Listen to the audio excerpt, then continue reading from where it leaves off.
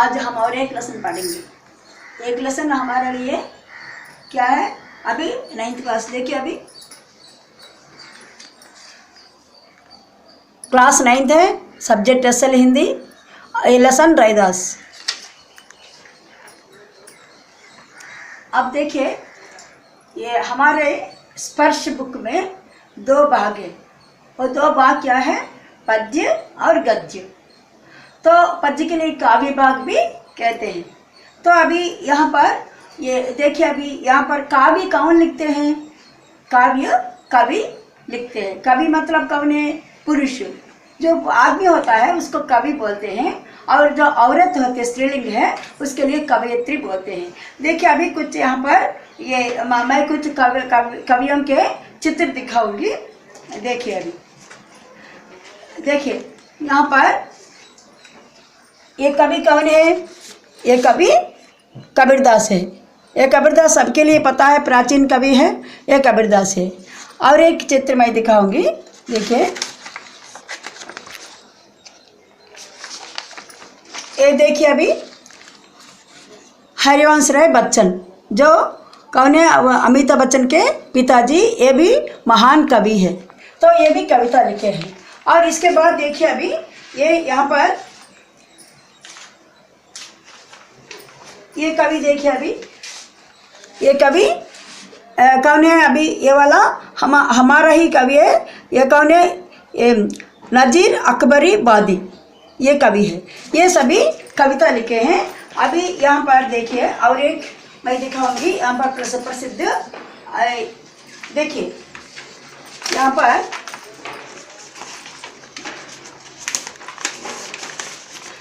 ये देखिए, ये कौन है, प्रेमचंद है। ये प्रेमचंद क्या लिखे हैं, कहानियाँ, उपन्यास, ये सब गद्य भाग लिखे हैं। तो अभी ये दोनों में फर्क पड़ता है। कौन है, ये काव्य लिखने वालों को कवि मतलब पुल्लिंग में कवि, स्त्रीलिंग में कवियत्री कहते हैं। और ये कौन है, ये कई गद्य भाग जो लिखते हैं, मतलब क्या क्या है, पाठ, लेख और निबंध, ये सभी, ये कहानियाँ, ये सभी जो कुछ लिखते हैं, ये सभी के लिए गद्य भाग कहते हैं। आज हम हमारे स्पर्श बुक में काव्य खंड मतलब क्या है, वो कविता हम पढ़ेंगे। वो कविता किसका पढ़ेंगे, देखिए अभी मैं उनका ये भी दिखाऊंगी।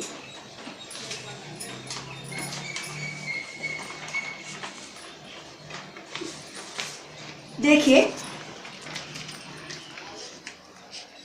ये कवि कौन है, आपको दिखाई पड़ रहा होगा। देखिए ये कवि ही रैदास है। ये रैदास है। ये रैदास जी के बारे में आज हम पढ़ेंगे। क्या पढ़ेंगे, रैदास। देखिए अभी ये रैदास है, जो हमारे लिए बहुत प्राचीन कवि है। इनका तो ये क्या है, इनका जन्म हुआ ये क्या है 1388, मतलब ये देखिए वो कब पैदा हुए, मतलब 1388 में पैदा हुए।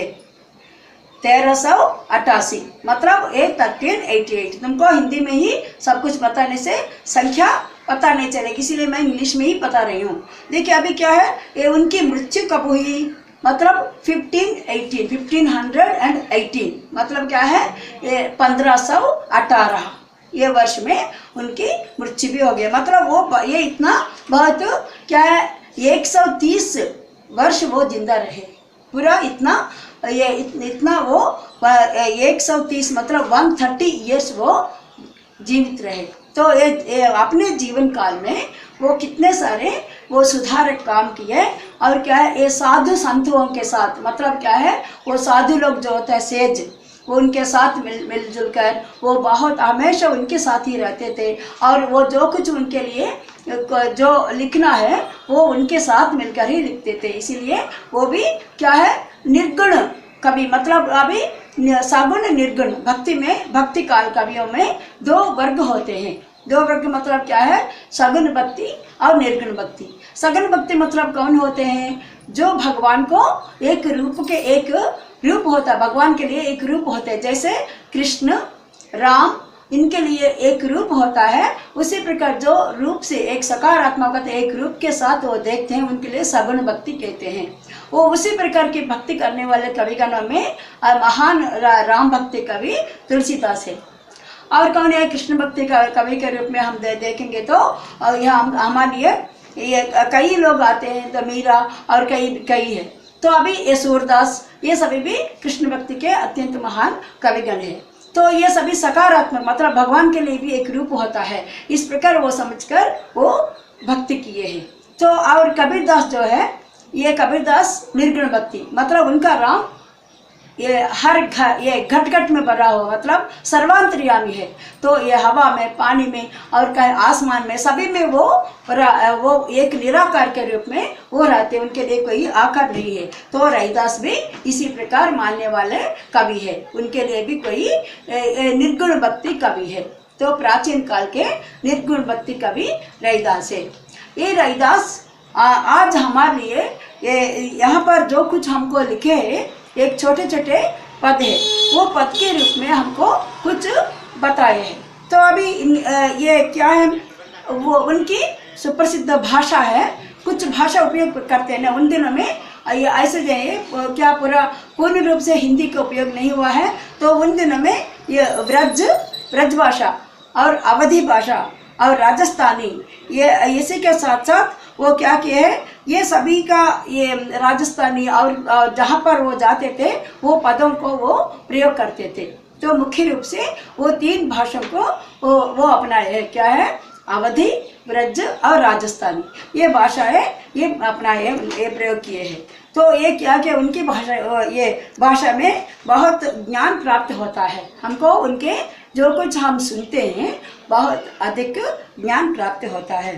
तो वे उनके लिए गुणों में हर एक के लिए क्वालिटीज़ होता है। तो ये क्वालिटीज़ क्या है, कुछ लोग अच्छे होते हैं, कुछ लोग बुरे होते हैं, कुछ लोग दयालु होते हैं, इसी प्रकार कई लोग इस प्रकार के गुण होते हैं। तो ये गुणों के लिए क्वालिटी बोलते हैं। तो उनके लिए एक क्वालिटी है, वो उनके लिए अत्यंत महान एक गुण है परोपकार। मतलब क्या है, दूसरों को उपयोग करना है, मतलब हेल्पिंग नेचर। तो क्या है ये वो क्या कि और भी दयालु मतलब क्या है, दूसरों के ऊपर बहुत काइंड हार्टेड मैन। तो क्या है, वो किसी भी ये बहुत दीनहीन दशा में जो होते हैं उनके ऊपर वो दया दिखाकर क्या किए, वो अपना काव्य रचना भी उसी प्रकार ही किए हैं। तो अभी ये क्या है, और नीच ऊंच नीच का भेदभाव ना, मतलब क्या है, ये कैस्टिज्म, ये बहुत तो क्या है, ये ब्राह्मण है, ये शूद्र है, इस प्रकार की ये नीच भावना नहीं है, पूरा उनके लिए समानता की भावना है। तो अभी ये ऊंच नीच भेदभावना जो रखते हैं वो बहुत उसके लिए विरुद्ध भी करते हैं। तो ये सुप्रसिद्ध ये भक्ति कवियों में, निर्गुण भक्ति में कबीरदास जैसे ये भी एक सुप्रसिद्ध कवि है। यहाँ पर हमको ये लिखे देखिए, अभी हम पढ़ेंगे क्या है, वो क्या दिए यहाँ पर क्या लिखे हैं, वो पहला पद क्या है, वो पद हम पढ़ेंगे। देखिए इसके पहले तुमको ये वाला देखिए रैदास के बारे में कवि परिचय। देखिए यहाँ पर रैदास के बारे में कवि परिचय देखिए। ये उनका असली नाम रविदास है, असली नाम क्या है, रविदास। और उनका जन्म हुआ कब है, 1388 मतलब 1388। उनकी मृत्यु हुई कब हुआ है, ये 1518 मतलब 1518 में उनकी मृत्यु हुई। और ये भाषाएं मैं जो बताई पहले वो भाषाएं देखिए यहाँ पर ब्रज, अवधी, राजस्थानी। अब देखिए अलंकार, वो अलंकार भी प्रयोग किए हैं। वो क्या है, उपमा अलंकार और रूपक अलंकार, ये दोनों अलंकार का प्रयोग वो किए हैं। और क्या है, वो साधु संतों से ज्ञानार्जन किए हैं। अभी ज्ञान उनके लिए ज्ञान कहाँ से आएगा, हम तो आजकल किताब पढ़ रहे हैं, नहीं तो कुछ ना कुछ करके यूनिवर्सिटीज़ वगैरह जाके ज्ञान अर्जन कर रहे हैं। मगर वो उनकी वे ज्ञान कैसे अर्जन किए, मतलब साधु संत मतलब बड़े बड़े साधु लोग, संत लोग, गुरु लोग, इनके साथ वो मिलजुल कर वो ज्ञान का अर्जन किए हैं। तो अभी वे उनके गुण में बारे में बताइए मैं, वो क्या है, परोपकारी और दयालु है। और क्या है, वे ऊंच नीच का भेदभाव उनके लिए नहीं है। और तो ये भक्तिकालीन कवि थे। ये क्या किस काल के कवि है? भक्तिकालीन कवि है कवि ये, तो इसीलिए वे भक्तिकालीन कवि थे। और ये सुप्रसिद्ध रचना किए, बहुत रचना मतलब जो कुछ किए वो सुप्रसिद्ध रचना किए हैं। देखिए अभी कलपर जी के बारे में पूरा समझ में आ गया। अब मैं कुछ प्रश्न यहाँ पर आपके लिए, देखिए अभी इसके लिए आपके जो भी प्रश्न देते हैं वो प्रश्न देने के बाद तुमको उत्तर अपने से भी लिखने के लिए वो बहुत आसानी है। तो अभी क्या है, ये रविदास का असली नाम क्या है? रविदास तो लिख सकते हैं। और उनका जन्म कब हुआ और उनकी मृत्यु कब हुई और उनकी भाषा क्या है और क्या है वो किस प्रकार ज्ञानार्जन किए हैं, ज्ञान को किस प्रकार वो अपनाए हैं, ये सभी भी तुम्हारे लिए छोटे मोटे क्वेश्चन के लिए आ सकता है। तो अभी कवि के बारे में पूरा पता चला। ओके, अभी हम जाएंगे ये पद के, ये तो जो पद लिखे हैं ये पद के अंतर अभी हम पढ़ेंगे।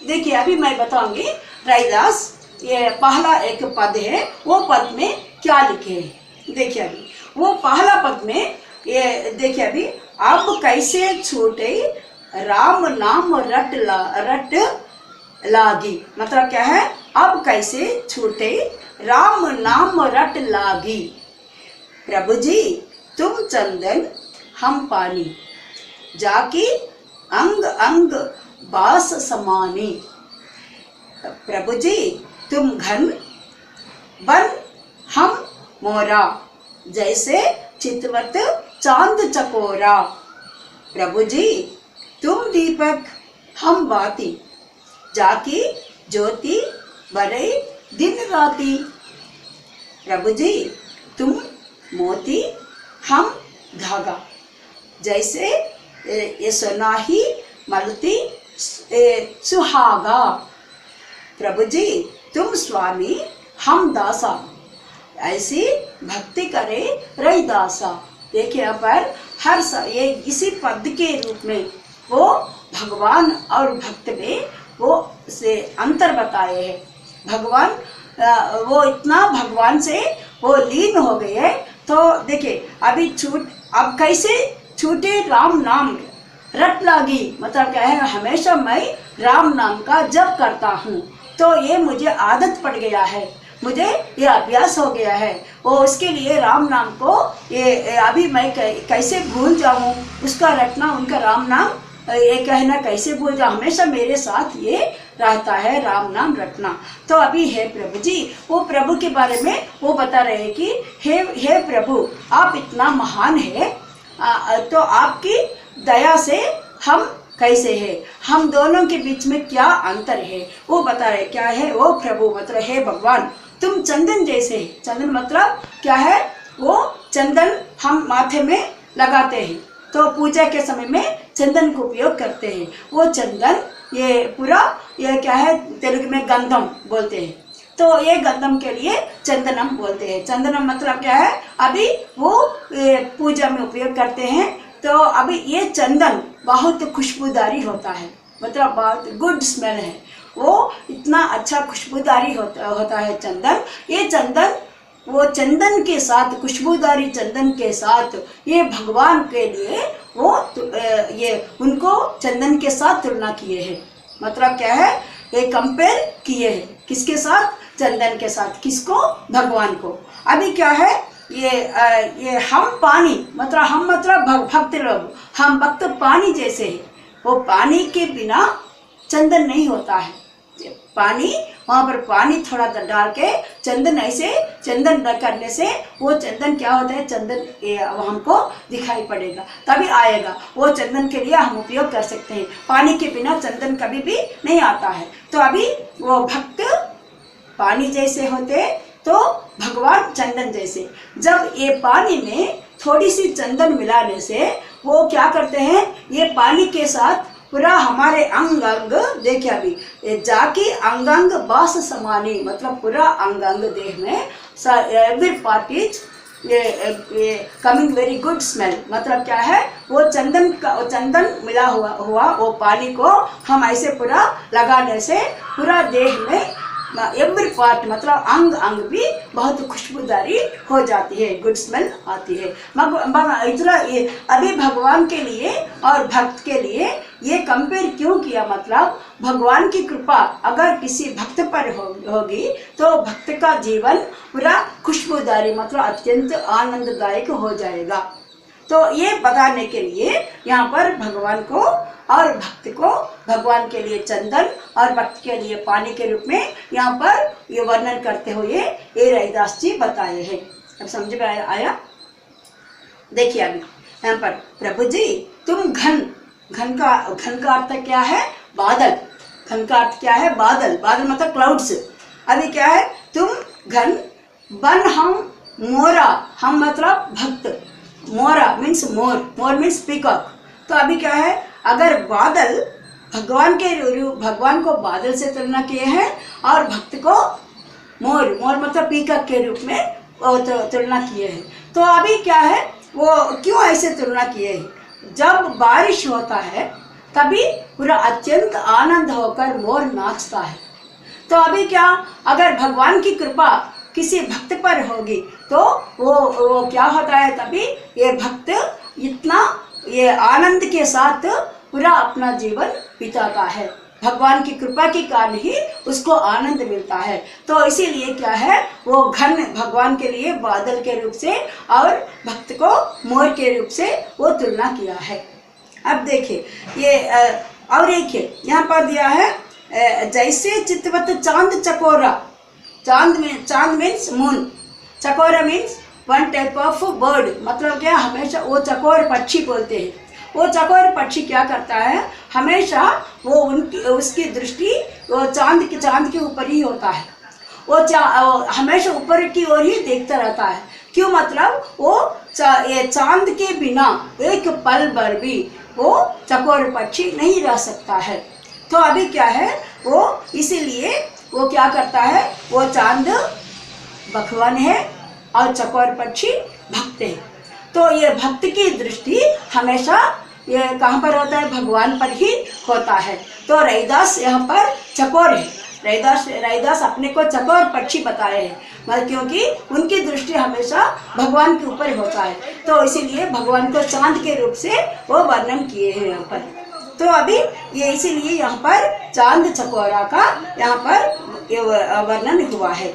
इसके बाद वो ये फिर से वो बता रहे, प्रभु जी तुम दीपक है। देखिए यहाँ पर अभी पहले मैं जो बताई, देखिए यहाँ पर आकर देखने से तुमको पता चलेगा। देखिए अभी ये पहला पद में हमको ये क्या है, वो क्या बताए, पहला तुम्हारा ये देखिए एक पद में हमको बताया कि हे प्रभु तुम बादल मतलब यहाँ पर क्या है, क्लाउड्स। देखो बारिश हो रहा है यहाँ पर, ये बादल के कारण ये बारिश हो रहा है। यहाँ पर मोर मीन्स हम भक्त हैं। तो ये बादल में ये पूरा भीग कर ये बहुत आनंद प्राप्त हो रहा। तो अभी हम भी इसी प्रकार प्राप्त करेंगे। और एक देखिए चांद चकोरा, चांद यहाँ पर है ना, ये चांद को ये चकोरा हमेशा उसका दृष्टि चांद पर है। तो इसी प्रकार ये रैदास अपने को चकोर पक्षी के रूप से और भगवान को चांद के रूप से यहाँ पर वो तुलना करते हुए ये लिखे हैं। और एक देखिए अभी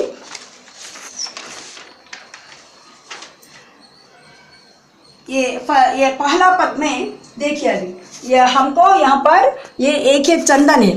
ये चंदन यहाँ पर हम ऐसे मलकर चंदन हम करते, ये चंदन के साथ भगवान को, और यहाँ पर पानी मतलब ये पानी, ये गिलास में पानी है, ये पानी के साथ भक्त को तुलना किया है। अभी तुमको पता चला। इसके बाद है,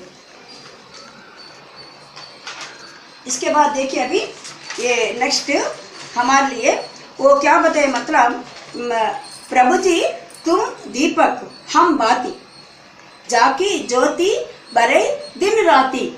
देखिए अभी यहाँ पर क्या बता रहे हैं, हे प्रभु जी, हे भगवान तुम दीपक हो। दीपक मीन्स सबको प्रकाश देने वाला दीपक है। भगवान अगर नहीं होता तो हमारा जीवन अंधकारमय हो जाता है।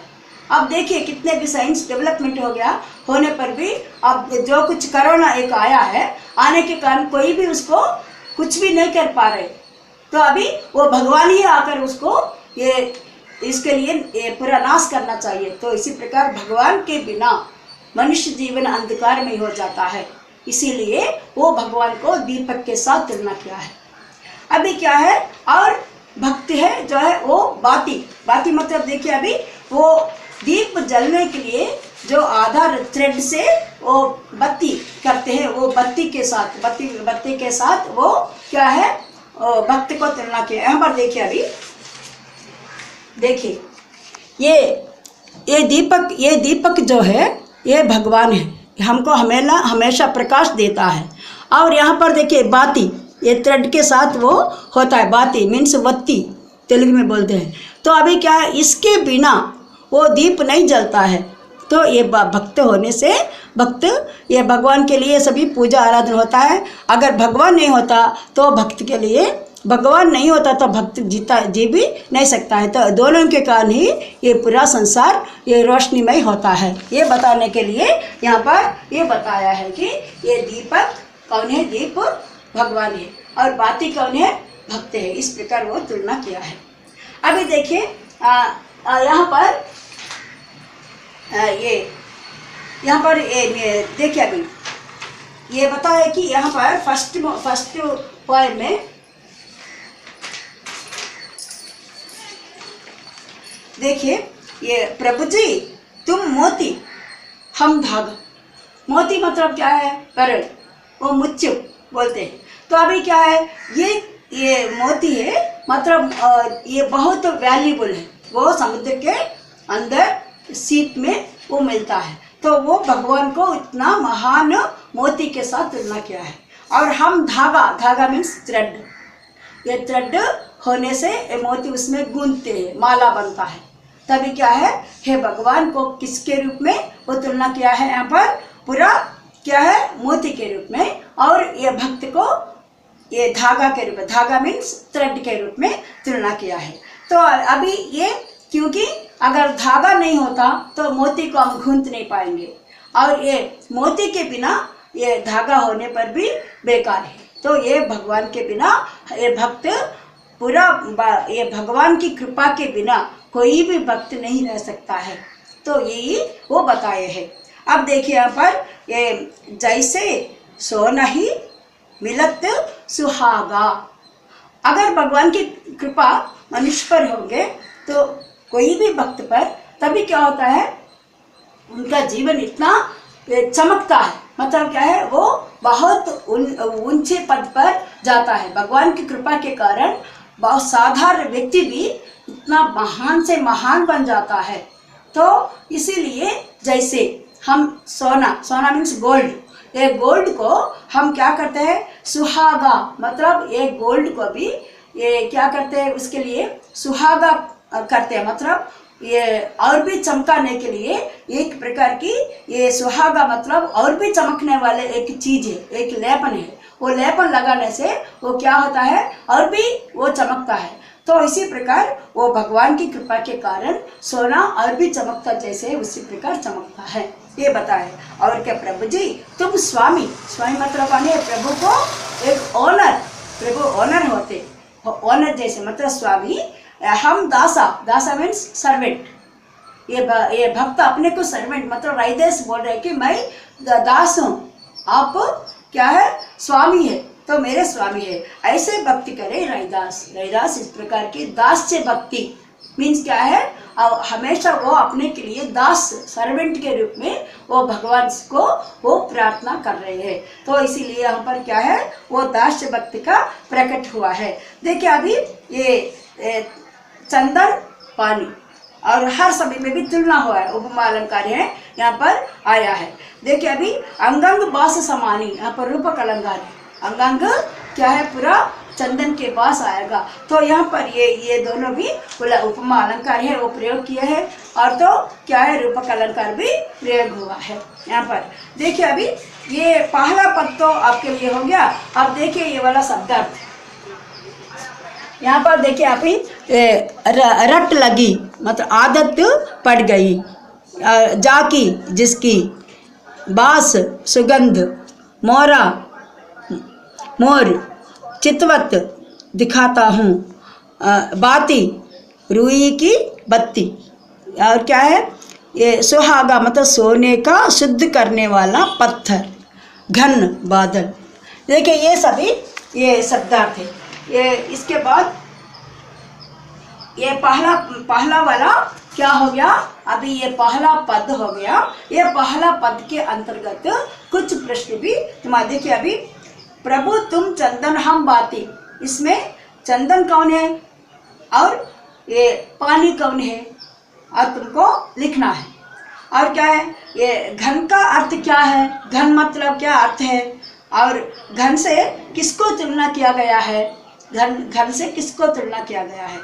और इस पद में भगवान और भक्त समान है या भिन्न है, समान है या भिन्न है, ये दोनों भी यहाँ पर लिखना है। तो सोने में सुहागा मिलने से क्या होगा, और क्या है चंदन और पानी कौन कौन है। ये सभी प्रश्न तुम्हारे लिए अपने से भी पूरा कुछ प्रश्न अब सुने, ये सभी पद, इसके साथ तुम कुछ प्रश्न और उत्तर भी लिखना पड़ेगा। ये